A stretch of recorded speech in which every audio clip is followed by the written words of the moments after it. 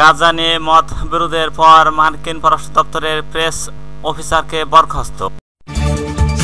এরপর জানিয়ে দেব এশিয়া জুড়ে আঘাত হানতে সক্ষম ক্ষেপণাস্ত্রের পরীক্ষা চলেছে ভারত। আরো জানিয়ে দেব সীমান্তে 1647 কিলোমিটার বেড়ে নির্মাণ সম্পন্ন করল ভারত। আরো জানিয়ে দেব ইমরান খানকে 8 মামলায় জামিন দিল পাকিস্তানের সুপ্রিম কোর্ট। সর্বশেষ জানিয়ে দেব পাল্টা হামলায় গাজা ও গোলানে বহু ইসরায়েলি সেনা হতাহত। এতক্ষণ শুনলেন সংবাদ শিরোনাম, এবার বিস্তারিত। গাজা নিয়ে মত বিরোধের পর মার্কিন পররাষ্ট্র দপ্তরের প্রেস অফিসারকে বরখাস্ত। ফিলিস্তিনের জোরপূর্বক বাস্তুচ্যুত করার বিষয়ে ভাষার ব্যবহার এবং নিহত সাংবাদিকদের প্রতি সমবেদনা জানানোর বিষয়ে মত বিরোধের পর মার্কিন পররাষ্ট্র দপ্তরের একজন প্রেস অফিসারকে বরখাস্ত করা হয়েছে। বুধবার 20 আগস্ট ওয়াশিংটন পোস্টের এক প্রতিনিধি তথ্য উঠেছে। বরখাস্তকৃত শাহেদ ও ঘোরাইশি ও দপ্তরের ইসরায়েল বিষয়ক প্রেস অফিসার ছিলেন। ওয়াশিংটন পোস্ট জানিয়েছেন শাহেদ এর জন্য বাক্য তৈরি করেছিলেন, আমরা গাজায় ফিলিস্তিনের জোরপূর্বক বাস্তুচ্যুত সমর্থন করি না। দেশটির পররাষ্ট্র দপ্তরের কর্তারা এই লাইনটি প্রত্যাখ্যান করেন, কর্মীদের স্পষ্টভাবে লাইনটি কেটে ফেলার নির্দেশ দেন। শাহেদ মার্কিন সংবাদপত্র জানিয়েছেন তাকে বরখাস্ত করার কোনো ব্যাখ্যা দেওয়া হয়নি। তার মতে তিনি গণমাধ্যমের জন্য যে ভাষা সুপারিশ করেছেন তা ট্রাম্প প্রশাসনের কর্মকর্তার বক্তব্যের প্রতিধ্বনি। কেননা বিশেষ দূত স্টিভ উইটকফ মার্কিন কর্মকর্তারা গাজা থেকে এদের পরিকল্পনা অনুসরণ করবে না বলে জানিয়েছে। 10 আগস্ট গাজায় ইসরায়েল বাহিনীর হাতে নিহত আল জাজিরা সাংবাদিক আনাস আল শরীফ এবং অন্যান্য সাংবাদিকদের শোক প্রকাশ করা হবে কিনা তা নিয়ে পূর্বে শাহাদাতের সঙ্গে কর্মকর্তার মতো বিরোধ হয়। শাহেদ একটি বাক্য সুপারিশ করেছেন, আমরা সাংবাদিকদের প্রকাশ করছি এবং তাদের পরিবারের প্রতি সমবেদনা। এশিয়া জুড়ে আঘাত হানতে সক্ষম ক্ষেপণাস্ত্রের পরীক্ষা চলেছে ভারত। পারমাণবিক অস্ত্র বহনে সক্ষম ব্যালিস্টিক ক্ষেপণাস্ত্র অগ্নি-5 সফল পরীক্ষা চালানো হয়েছে বলে জানিয়ে ভারত। বুধবার 20 আগস্ট প্রতিরক্ষা মন্ত্রণালয় এই কথা জানিয়ে বিবৃতিতে বলা হয়েছে, পূর্বাঞ্চলীয় রাজ্য ওড়িশার ইন্টিগ্রেটেড ও স্টেট রেঞ্জ চালিত ওই পরীক্ষাটি সুস্থ, কার্যকরী এবং প্রযুক্তিগত পরামিতি যাচাই করেছে। মাঝারি পাল্লার ক্ষেপণাস্ত্র 5000 কিলোমিটার দূরের লক্ষ্যবস্তুতে আঘাত হানতে পারে। এটি উন্নত নির্দেশিকা ব্যবহার সাহায্য নির্ভুলতার সঙ্গে পারমাণবিক ওয়ারহেড বহন করতে সক্ষম। অস্ত্রের আওতায় প্রায় সমগ্র এশিয়া, ইউরোপের কিছু অংশ রয়েছে। ভারত ইতিমধ্যে 1 থেকে অগ্নি 4 পর্যন্ত ক্ষেপণাস্ত্র মোতায়েন করছে। এগুলোর পাল্লা 700 কিলোমিটার থেকে 3500 কিলোমিটার পর্যন্ত। দক্ষিণ এশীয় দেশটি সম্প্রতি 2 এবং অগ্নি 1 পরীক্ষা করছে। 2টি পারমাণবিক অস্ত্র বহনে সক্ষম স্বল্প পাল্লার ব্যালিস্টিক ক্ষেপণাস্ত্র। সীমান্তে 1647 কিলোমিটার বেড়ে নির্মাণ সম্পন্ন করল ভারত।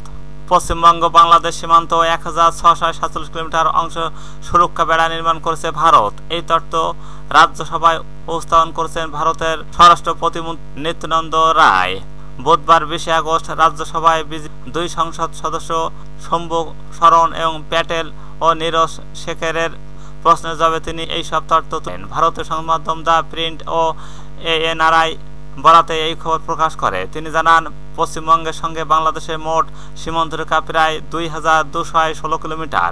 এর মধ্যে 112 কিলোমিটার এলাকায় ভৌগোলিক কারণে বেড়া নির্মাণ সম্ভব নয়, তবে বাকি 456 কিলোমিটার অংশে সীমান্ত প্রাচীর তৈরি করা যাবে।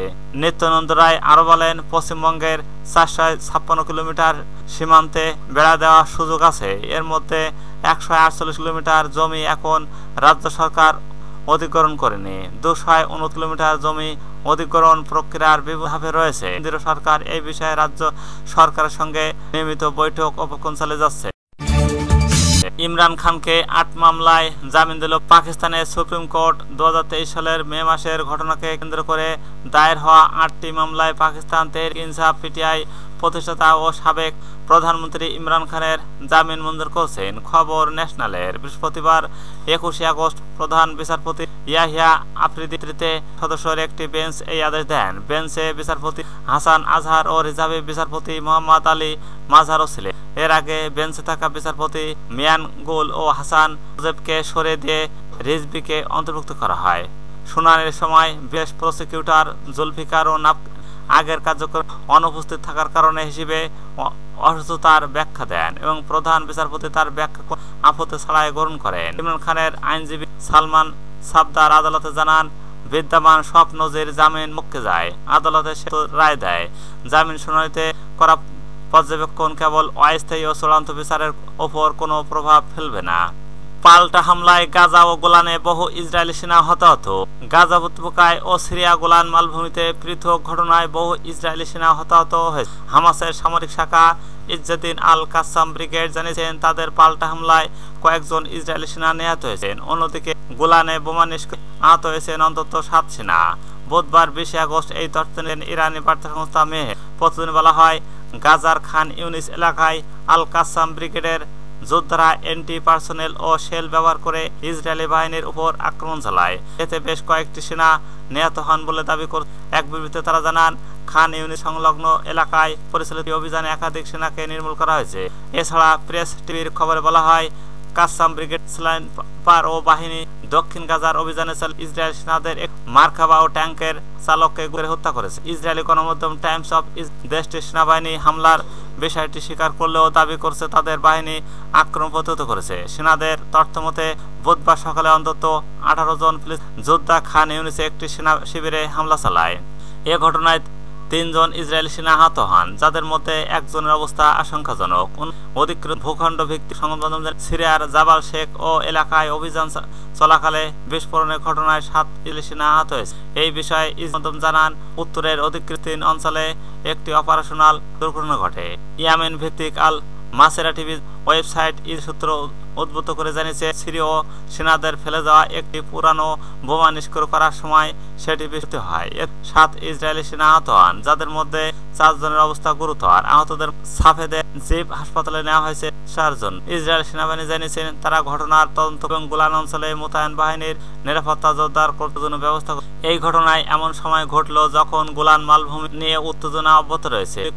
1967 সালের আরব ইসরায়েল যুদ্ধের পর থেকে অঞ্চলটি দখল রেখে ইসরায়েল, যদিও সিরিয়া এখনো এটি ভূখণ্ডে বলে দাবি করে আসছে। গাজা নিয়ে মত বিরোধের পর মার্কিন পররাষ্ট্র দপ্তরের প্রেস অফিসারকে বরখাস্ত। এরপর জানিয়ে দেব, এশিয়া জুড়ে আঘাত হানতে সক্ষম ক্ষেপণাস্ত্রের পরীক্ষা চলেছে ভারত। আরো জানিয়ে দেব, ফিলিস্তিনের 63 সীমান্তে 1647 কিলোমিটার বেড়ে নির্মাণ সম্পন্ন করল ভারত। আরো জানিয়ে দেব, ইমরান খানকে 8 মামলায় জামিন দিল পাকিস্তানের সুপ্রিম কোর্ট। সর্বশেষ জানিয়ে দেব, পাল্টা হামলায় গাজা ও গোলানে বহু ইসরায়েলি সেনা হতাহত।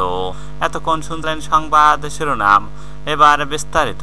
গাজা নিয়ে মত বিরোধের পর মার্কিন পররাষ্ট্র দপ্তরের প্রেস অফিসারকে বরখাস্ত।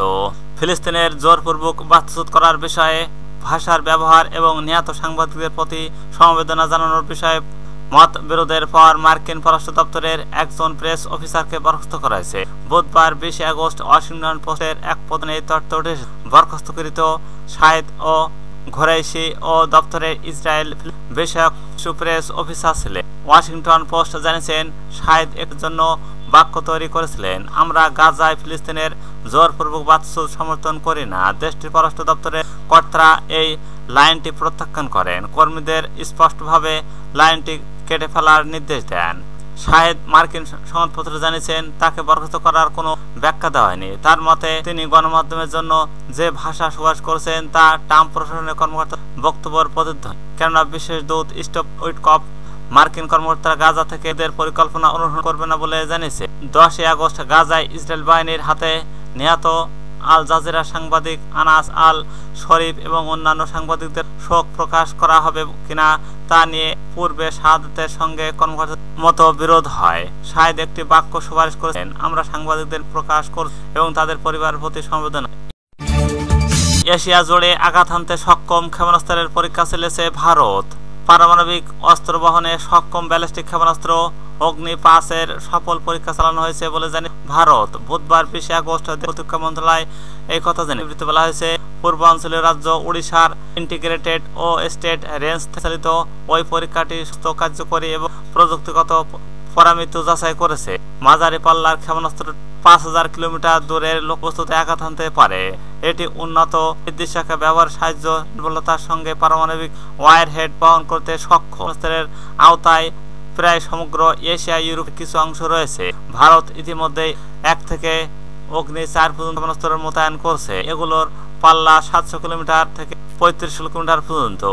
দক্ষিণ এশীয় দেশটি সম্প্রতি 2 এবং অগ্নি 1 এর পরীক্ষা করছে। 2টি পারমাণবিক অস্ত্র বহনে সক্ষম স্বল্প পাল্লার ব্যালিস্টিক ক্ষেপণাস্ত্র। সীমান্তে 1647 কিলোমিটার বেড়ে নির্মাণ সম্পন্ন করল ভারত।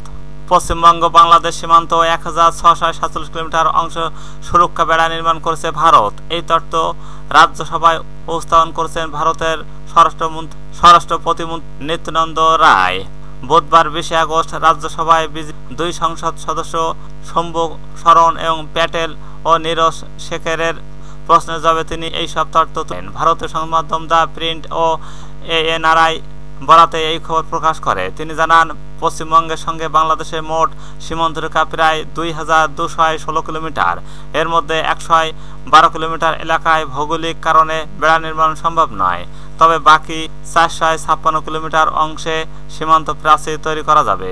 নিত্যানন্দ রায় আরো বলেন, পশ্চিমবঙ্গের 456 কিলোমিটার সীমান্তে বেড়া দেওয়ার সুযোগ আছে। এর মধ্যে 148 কিলোমিটার জমি এখন রাজ্য সরকার অধিগ্রহণ করেনি। 229 কিলোমিটার জমি অধিগ্রহণ প্রক্রিয়ার বিভিন্ন ধাপে রয়েছে। কেন্দ্রীয় সরকার এই বিষয়ে রাজ্য সরকারের সঙ্গে নিয়মিত বৈঠক ও প্রশিক্ষণ চালিয়ে যাচ্ছে। ইমরান খানকে 8 মামলায় জামিন দিল পাকিস্তানের সুপ্রিম কোর্ট। 2023 সালের মে মাসের ঘটনাকে কেন্দ্র করে দায়ের হওয়া 8টি মামলায় পাকিস্তান তেহরিক ইনসাফ PTI প্রতিষ্ঠাতা ও সাবেক প্রধানমন্ত্রী ইমরান খানের জামিন মঞ্জুর করেছেন। খবর ন্যাশনালের। বৃহস্পতিবার 21 আগস্ট প্রধান বিচারপতি ইয়াহিয়া আফ্রিদিতে সদস্যের একটি বেঞ্চ এই আদেশ দেন। বেঞ্চে বিচারপতি হাসান আজহার ও রিজার্ভ বিচারপতি মোহাম্মদ আলী মাজহারও ছিলেন। এর আগে বেঞ্চে থাকা বিচারপতি মিয়ান গুল ও হাসান আওরঙ্গজেবকে সরিয়ে দিয়ে রিজভিকে অন্তর্ভুক্ত করা হয়।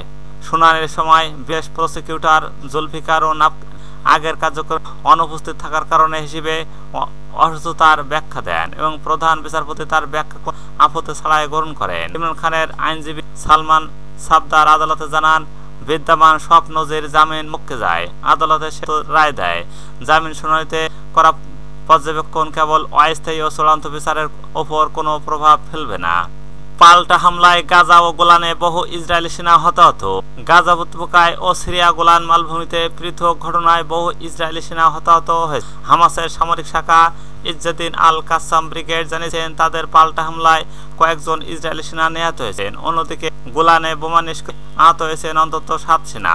বুধবার 20 আগস্ট এই তথ্য দেন ইরানি বার্তা সংস্থা মেহে। প্রতিদিন বলা হয়, গাজার খান ইউনিস এলাকায় আল কাসাম ব্রিগেডের যোদ্ধারা অ্যান্টি পার্সোনেল ও শেল ব্যবহার করে ইসরায়েলি বাহিনীর উপর আক্রমণ চালায়। এতে বেশ কয়েকটি সেনা নিহত হন বলে দাবি করে এক বিবৃতিতে তারা জানান, খান ইউনিস সংলগ্ন এলাকায় পরিচালিত অভিযানে একাধিক সেনাকে নির্মূল করা হয়েছে। এছাড়া প্রেস টিভির খবরে বলা হয়, কাসাম ব্রিগেড স্নাইপার ও বাহিনী দক্ষিণ গাজার অভিযানে ইসরায়েল সেনাদের এক মার্কাবা ও ট্যাঙ্কের চালককে গুলি হত্যা করেছে। ইসরায়েলি গণমাধ্যম টাইমস অফ দেশটির সেনাবাহিনী হামলার বিষয়টি স্বীকার করলেও দাবি করছে তাদের বাহিনী আক্রমণ প্রতিহত করেছে। সেনাদের তথ্য মতে বুধবার সকালে অন্তত 18 জন ফিলিস্তিনি যোদ্ধা খান ইউনিসে একটি সেনা শিবিরে হামলা চালায়। এ ঘটনায় 3 জন ইসরায়েলি সেনা আহত হন, যাদের মধ্যে একজনের অবস্থা আশঙ্কাজনক। অধিকৃত ভূখণ্ড ভিত্তিক সংবাদ মাধ্যম সিরিয়ার জাবাল শেখ ও এলাকায় অভিযান চলাকালে বিস্ফোরণের ঘটনায় 7 ইসরায়েলি সেনা আহত হয়েছে। এই বিষয়ে ইসরায়েল জানান, উত্তরের অধিকৃত 3 অঞ্চলে একটি অপারেশনাল দুর্ঘটনা ঘটে। ইয়েমেন ভিত্তিক আল মাসেরা টিভি ওয়েবসাইট সূত্র উদ্ভূত করে জানিয়েছে, সিরীয় সেনাদের ফেলে যাওয়া একটি পুরানো বোমা নিষ্ক্রিয় করার সময় সেটি বিস্ফোরিত হয়। 7 ইসরায়েলি সেনা আহত হন, যাদের মধ্যে 4 জনের অবস্থা গুরুতর। আহতদের সাফেদে জিব হাসপাতালে নেওয়া হয়েছে 4 জন। ইসরায়েল সেনাবাহিনী জানিয়েছেন, তারা ঘটনার তদন্ত এবং গোলান অঞ্চলে মোতায়েন বাহিনীর নিরাপত্তা জোরদার করতে জন্য ব্যবস্থা করে। এই ঘটনায় এমন সময় ঘটল যখন গোলান মালভূমি নিয়ে উত্তেজনা অব্যাহত রয়েছে। 1967 সালের আরব ইসরায়েল যুদ্ধের পর থেকে অঞ্চলটি দখল রেখে ইসরায়েল, যদিও সিরিয়া এখনো এটি ভূখণ্ডে বলে দাবি করে আসছে।